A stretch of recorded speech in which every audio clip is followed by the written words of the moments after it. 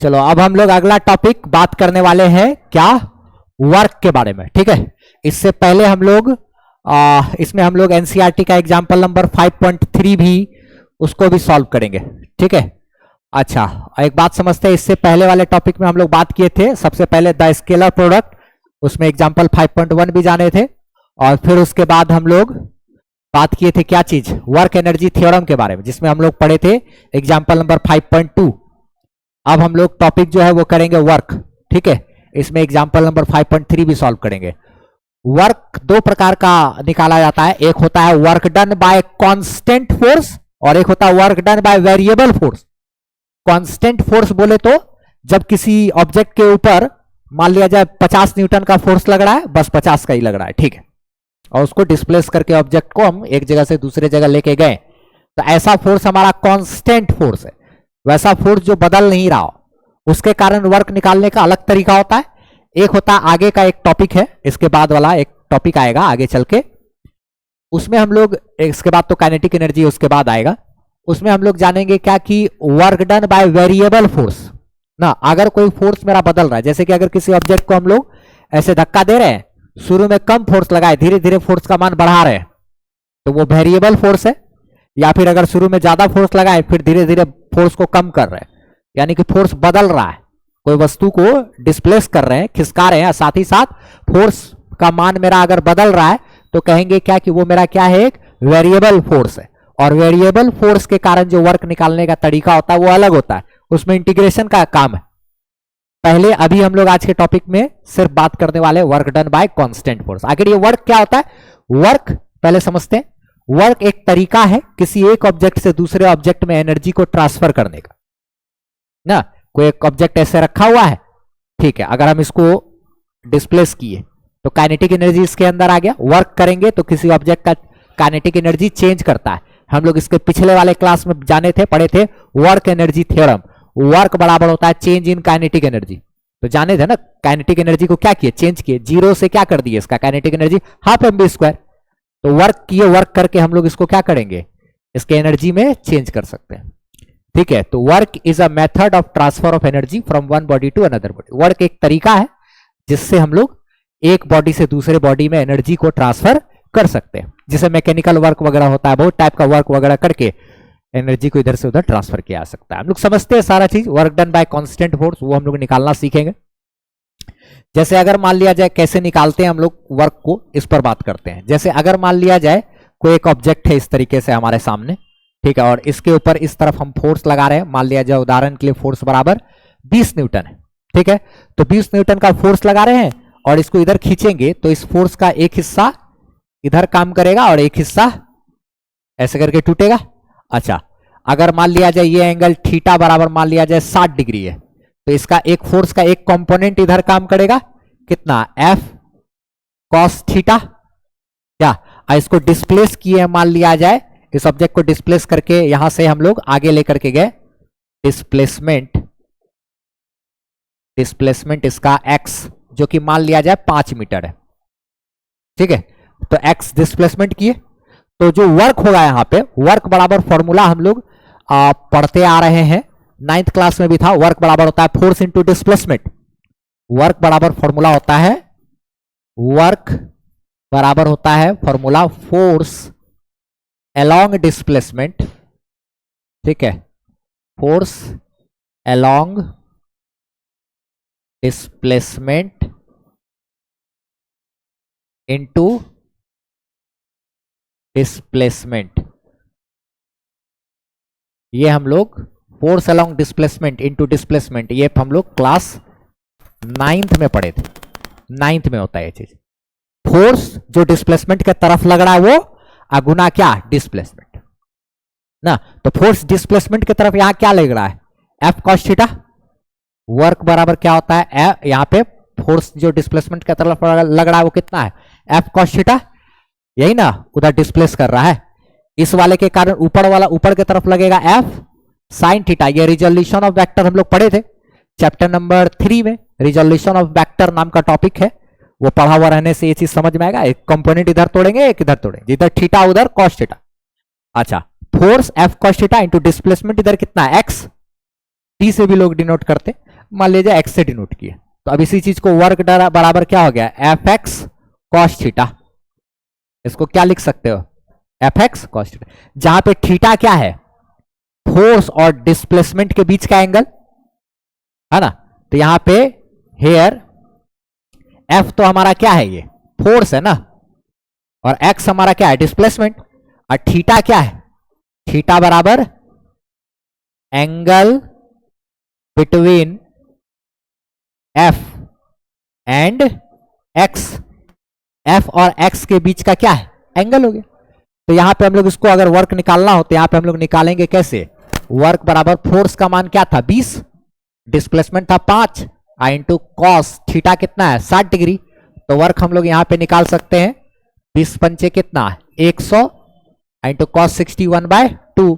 तो work done बराबर क्या 50 जूल।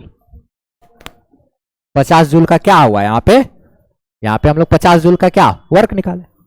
ठीक है, ये सिंपल तरीका है, फोर्स इंटू डिस्प्लेसमेंट।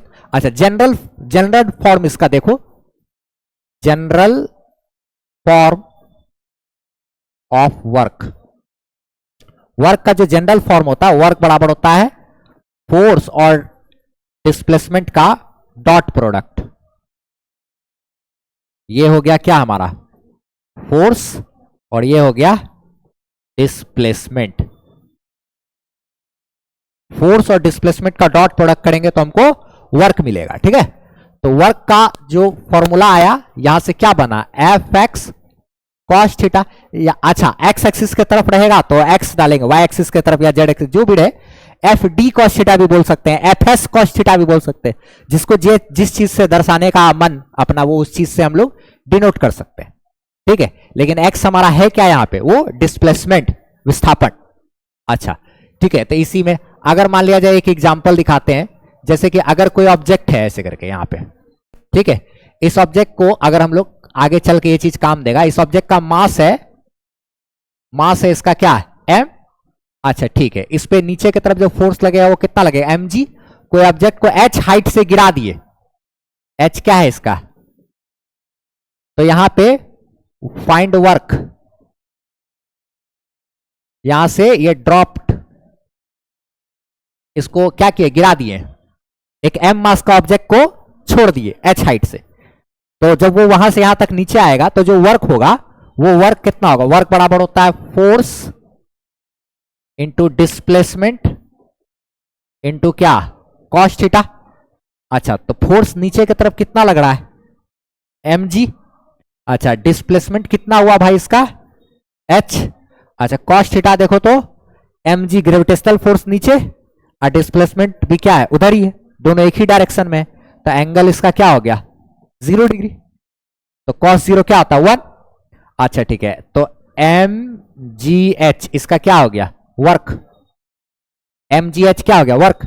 यानी किसी ऑब्जेक्ट को जब एच हाइट पे ले जाके ऐसे छोड़ेंगे तो जब वो नीचे गिरेगा तो वर्क कितना होगा total M G H work होगा।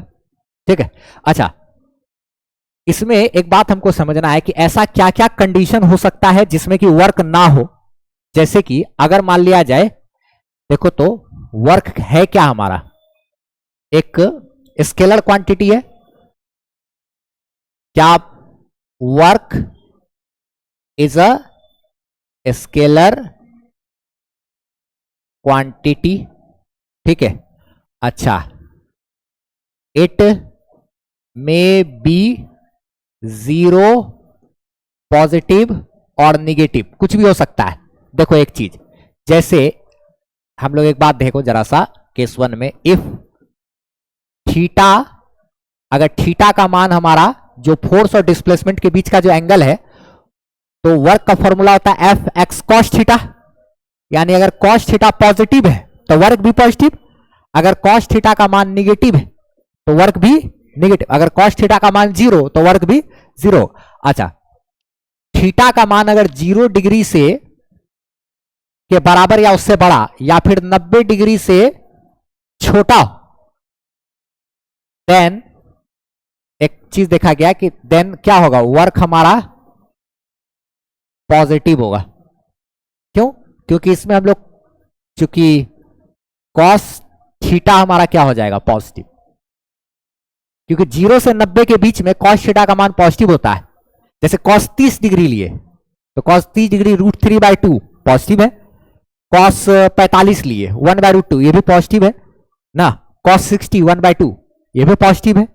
अच्छा ठीक है, B number, if theta is equal to 90 degree then work क्या होगा भाई? 0, क्योंकि cos 90 बराबर क्या होता है? 0। क्योंकि जब वर्क का फॉर्मूला लिखेंगे fx cos 90 0, तो वो सबको गुना करके क्या कर देगा? 0 बना देगा, इसलिए वर्क 0।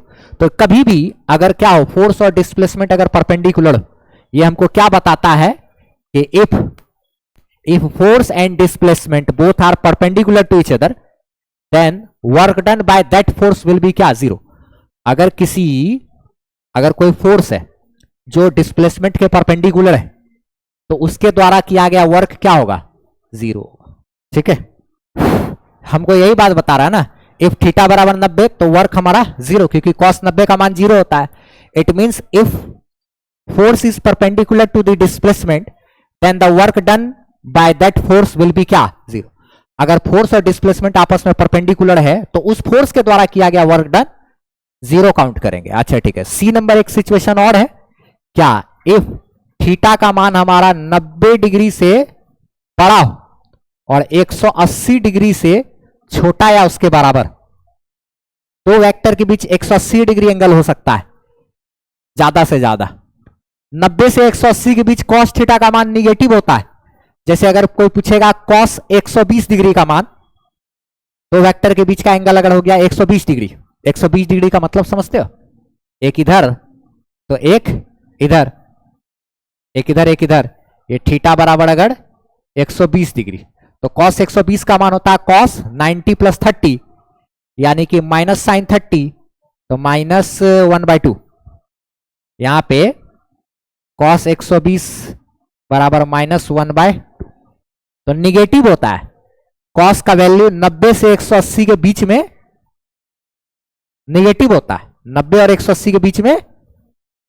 तो चूंकि cos थीटा निगेटिव तो वर्क भी निगेटिव, देयरफॉर वर्क कैसा होगा? निगेटिव, चूंकि cos थीटा क्या होगा यहां पे? निगेटिव, तो इसीलिए ये भी निगेटिव, एंगल पे डिपेंड करता है। अच्छा, और एक situation, work will not be done if, work नहीं हो पाएगा अगर अगर हमारा क्या है? फोर्स क्या हो जाए? 0। किसी ऑब्जेक्ट पे लगने वाला फोर्स 0 है तो वर्क 0। अच्छा, बी नंबर में क्या हो जाए? या तो डिस्प्लेसमेंट ही क्या हो? 0, यानी फोर्स लगा रहे हैं लेकिन ऑब्जेक्ट चल नहीं रहा है, खिसक ही नहीं रहा है, तो वर्क क्या होगा? 0। अच्छा ठीक है, उसका सी नंबर, इफ क्या होना चाहिए? If angle between force and displacement is 0, यानी कि इफ थीटा बराबर 0 degree, sorry 90 degree, if angle between क्या लिख दिया? Force and displacement is 90 degree, क्या? इफ थीटा बराबर, अगर डिस्प्लेसमेंट और फोर्स के बीच का एंगल 90 डिग्री है तो वर्क का फॉर्मूला fx cos 90, cos 90 होता है 0, तो सबको क्या कर देगा? यानी अगर फोर्स और डिस्प्लेसमेंट परपेंडिकुलर है तो उस सिचुएशन में वर्क 0 होगा, या फिर फोर्स 0 है तो भी वर्क 0 है, ये डिस्प्लेसमेंट अगर 0 है तो भी। ये सब सिचुएशन है क्या चीज का? हमारा वर्क नहीं हो पाने का। ठीक है, अच्छा, अगर मान लिया जाए फोर्स और डिस्प्लेसमेंट के बीच का एंगल 180 डिग्री है, 180 डिग्री, तो cos 180 का मान होता है -1, तो force into displacement into -1, negative work होगा। अगर फोर्स और डिस्प्लेसमेंट के बीच का एंगल 90 डिग्री से ऊपर हुआ तो वर्क कैसा आएगा? नेगेटिव। वर्क कैसा आएगा? नेगेटिव। इस पर आधारित एक हम लोग क्वेश्चन देखते हैं। ठीक है, इस पे तो जितना ज्यादा क्वेश्चन करेंगे उतना ज्यादा वर्क वगैरह ये सब चीज कैलकुलेट कर पाना हमारे लिए आसान हो जाएगा। ठीक है, क्वेश्चन प्रैक्टिस का ही खेल है सारा। ठीक है, अभी हम लोग बात करेंगे क्या, एनसीईआरटी एग्जाम्पल नंबर 5.3। इसमें क्वेश्चन क्या बोल रहा है उसको अच्छे तरीके से समझते हैं। ठीक है, क्वेश्चन में ये बोल रहा है कि एक साइकिलिस्ट है जो कि skidding stop in 10 meter. During this process the force on the cycle due to the road is 200 Newton. यानी कि एक साइकिलिस्ट है जो साइकिल अपना चला रहा था, ठीक है, और क्या होता है कि मान लीजिए स्किड किया, हो सकता है ब्रेक लगाया होगा या फिर ब्रेक नहीं, ये सिर्फ स्किड करके, ये स्लिप करके क्या हो रहा है, एक साइकिलिस्ट स्लिप करके बता रहा है कि 10 मीटर गया और 10 मीटर जाके रुक गया। ये स्लिप कितना दूर किया, हाँ स्लिप जो किया है ये, यानी कि जो इसका डिस्प्लेसमेंट है वो कितना है भैया, 10 मीटर है, और रोड पर ये स्लिप कर रहा है, और स्लिप करते करते 10 मीटर जा करके रुक गया। तो रोड के कारण घर्षण का बल, फ्रिक्शन का फोर्स इसके ऊपर लगा होगा, इसलिए क्या होगा, घिसते हुए रुक गया। कितना मीटर जा करके ना, 10 मीटर जा करके, तो डिस्प्लेसमेंट कितना लगा है इसके ऊपर, ये डिस्प्लेसमेंट कितना किया है, 10 मीटर। और फोर्स जो रोड जो इसके ऊपर लगाएगा फोर्स, वो तो पीछे लगाएगा, फोर्स पीछे हुआ होगा, डिस्प्लेसमेंट इसका आगे, तब ना ये जाते जाते आते आते क्या हो गया, रुक गया। फोर्स जरूर ये जो जा रहा होगा उसके उल्टा डायरेक्शन में होगा फोर्स, तब ना उसको क्या किया, रोक दिया, थोड़ा सा दूर तक गया, जाकर के वो क्या हो गया, रुक गया। तो फोर्स इधर और डिस्प्लेसमेंट इधर, फोर्स जो है डिस्प्लेसमेंट के उल्टा डायरेक्शन में, इसलिए क्या हो रहा है, जाकर के थोड़ा दूर जाकर के रुक जा रहा है ना, ब्रेक का काम कर रहा है, नेगेटिव एक्सीलरेशन। तो फोर्स इधर लग रहा है, डिस्प्लेसमेंट इधर, तो वर्क बराबर फॉर्मूला होता है एफ एक्स, यहां पे कॉस 180 डिग्री, क्योंकि फोर्स और डिस्प्लेसमेंट दोनों उल्टा डायरेक्शन में, फोर्स इधर है तो डिस्प्लेसमेंट उधर है, दोनों उल्टा डायरेक्शन, तब ने रुका। अच्छा, तो फोर्स की बात करें तो फोर्स कितना लग रहा है भैया, रोड के द्वारा साइकिल के ऊपर फोर्स है 200 न्यूटन का, डिस्प्लेसमेंट कितना किया है, एक्स यानी कि हमारा डिस्प्लेसमेंट कितना है 10 मीटर, और कॉस 180 का मान -1 -2000 जूल, थीटा का मान 180 था, 0 से 190 से 180 के बीच 180 था, तो कॉस 180 का मान -1 होता है, तो हमारा वर्क कैसा है, नेगेटिव। फोर्स उधर और डिस्प्लेसमेंट इधर ना, डिस्प्लेसमेंट को रोकना चाह रहा था, तो ये हमारा नेगेटिव वर्क डन है। इसी में how much work does the road do on the cycle, तो रोड के द्वारा जो वर्क किया गया फोर्स के लगा करके किसके ऊपर, साइकिल के ऊपर रोकने के लिए, वो वर्क हमारा कितना है, -2000 जूल का। रोड के द्वारा किसके ऊपर, साइकिल के ऊपर जो वर्क किया गया वो कितना, -2000 जूल। अच्छा, इसी में ये हमारा ए नंबर हुआ, रोड एक घर्षण का बल इस पे पीछे की तरफ लगा रहा था।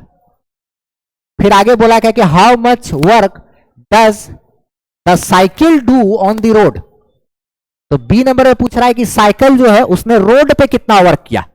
तो चूंकि रोड कहीं खिसका नहीं ना, रोड का कोई डिस्प्लेसमेंट हुआ, रोड तो चला नहीं, डिस्प्लेसमेंट रोड का 0 है, रोड तो जहां था वहीं है, तो साइकिल के द्वारा रोड के ऊपर किया गया वर्क 0 होगा। न्यूटन का तीसरा नियम कहता है कि साइकिल रोड पे फोर्स लगाएगा और रोड साइकिल पे फोर्स लगाएगा बराबर। लेकिन यहां पे क्या हो रहा है कि जो साइकिल है वो तो स्लिप कर रहा है, डिस्प्लेसमेंट उसमें हो रहा है, लेकिन जो रोड है उसमें डिस्प्लेसमेंट, तो चूंकि डिस्प्लेसमेंट 0 है, चूंकि डिस्प्लेसमेंट 0, इसलिए इसका जो वर्क होगा वो क्या होगा, तो साइकिलिस्ट जो है रोड के ऊपर जो वर्क करेगा वो 0 है। अच्छा ठीक, और रोड जो साइकिल के ऊपर वर्क करेगा वो हमारा रोकने के लिए, ठीक है, ये हमारा इसका सॉल्यूशन, ठीक है। इसके बाद एक अगला टॉपिक है हम लोग को काइनेटिक एनर्जी, ठीक है, एनसीईआरटी में वो टॉपिक करेंगे हम लोग इसके बाद, ठीक है। आप हमारी वेबसाइट से फ्री पीडीएफ नोट्स ले सकते हो, एसेज दे सकते हो, और सारा एड फ्री वीडियो लेक्चर्स आप देख सकते हो, वो भी एकदम अरेंज किया हुआ आपको 11th 12th का फिजिक्स का सारा वीडियोस वगैरह मिल जाएगा। और कमेंट सेक्शन में पिन किया हुआ हमारा व्हाट्सएप चैनल का लिंक है, उसको आप फॉलो जरूर कर लीजिए ताकि हमसे आप बेहतरीन ढंग से जुड़